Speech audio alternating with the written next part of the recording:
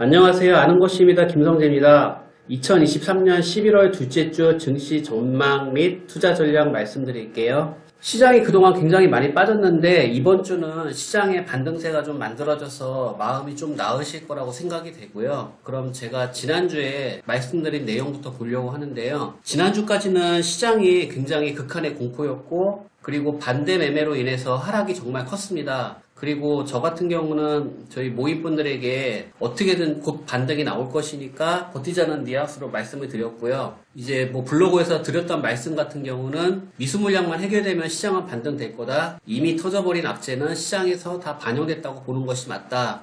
그리고 ISM 제조업, 소비자 신뢰지수, OECD, 경기 선행지수 등이 지금 상승하고 있는데 주가가 하락한다면은 지금 이 지수들과 지금 다이버전스 상황이거든요. 그래서 이런 상황은 곧 주가의 추세의 전환을 기대할 수 있다는 것과 신용 물량이 급락한 다음에 반등이 되면 주가가 반등이 다시 나오는 경우가 굉장히 많거든요. 그래서 시장에 기대감을 갖고 있다라는 말씀을 드렸고요. 그래서 지금 시장의 공포가 얼마나 더 이어질 것인가 좀 보려고 하는데 아무래도 현금의 흐름이 좀 중요하거든요. 그래서 신용잔고를 지금 보시게 되면은 여기 녹색 선인데요. 지금 계속 내려가고 있거든요. 코스닥 같은 경우도 계속 내려가고 있는데 시장의 반등을 예상하는 투자자들이 많아지면 이 신용 물량이 다시 올라가게 되거든요. 그래서 이제 추세가 바뀔 텐데 그때가 이제 반등이 강하게 나올 수 있는 자리라고 생각을 하고 있고 아직까지 바뀌었다고 볼 수는 없는데 굉장히 많이 하락한 상황입니다. 그리고 약간 아쉬운 점은 예탁금이 아직도 계속 빠지고 있는데 이 예탁금이 빠진다는 것은 아직까지는 증시로 돈이 안 들어온다고 볼 수 있고 그 다음에 이제 미수잔고는 줄어들고 있는데 이것은 좀 긍정적으로 볼 수 있을 것 같습니다.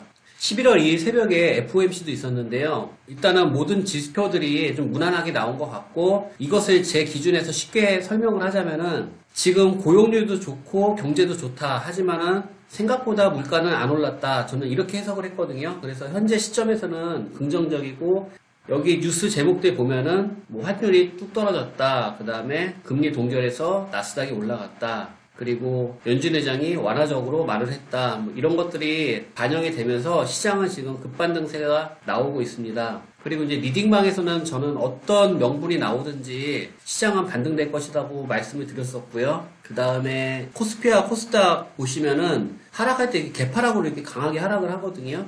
그래서 거의 뭐 프로그램 때문에 이렇게 하락이 나오고 있다고 보고 있고, 그 다음에 지금 상승도 역시 갭상승으로 상승이 나오고 있습니다. 그럼 이제 반등이 나왔는데 시장이 저평가인지 고평가인지가 좀 중요하잖아요. 그래서 이거 봤을 때는 지금 PBR 수치가 코스피 같은 경우는 0.86, 코스닥은 1.82니까 여전히 아직도 시장은 너무 싸다고 볼 수 있고, 그리고 유가 같은 경우도 지금 추세가 꺾이고 있고 원달러 환율도 지금 꺾이고 있거든요. 그리고 그거에 맞춰서 주가는 지금 반등세로 이어지고 있기 때문에 추세적으로 이제 다시 변곡점이 나와서 우상향하지 않을까 이런 생각을 하고 있고, 금리 같은 경우도 2년물, 10년물 모두 지금 가파르게 떨어지고 있습니다. 그리고 10년물과 2년물이 지금 금리 역전 중인데 이제 다시 정상화가 되는 구간으로 가고 있고요. 빅스 지수 같은 경우도 20대가 훨씬 넘었다가 지난주에 확 빠지면서 16 정도 유지하고 있거든요. 그래서 시장은 일단 안정세를 보이고 있습니다.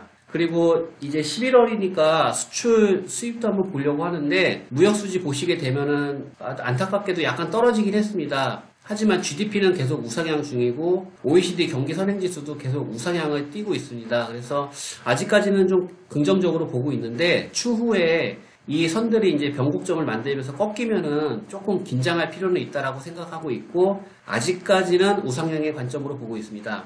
S&P 500 일본과 주봉을 볼게요. 지금 보시게 되면은 일본 같은 경우는 고점이 내려오는 저항선을 뚫지를 못하고 있거든요. 그리고 주봉 같은 경우도 지지선에 반등해서 올라가는 모습인데 이것을 봤을 때는 다음 주가 정말 중요할 것이라고 보고 있고 아직까지는 좀 딜레마 존에 빠져 있는데 다음 주만 잘 넘기면은 꽤 강한 추세가 만들어질 것 같습니다.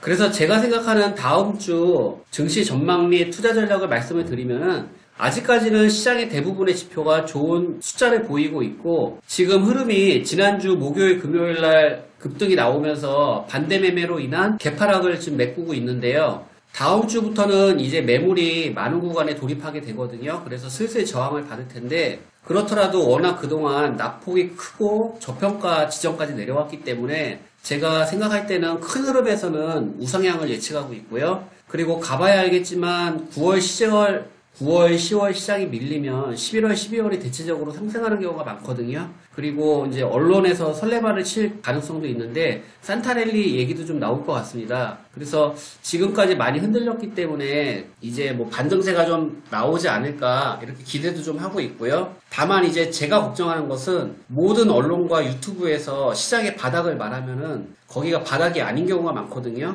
그래서 저는 이 부분이 좀 신경을 쓰이는데 그래도 지금까지는 긍정의 관점에서 시장을 바라보고 있습니다. 그래서 준비한 내용은 여기까지고 저는 다음 주에 증시 전망 및 투자 전략 영상으로 찾아뵙도록 하겠습니다. 감사합니다.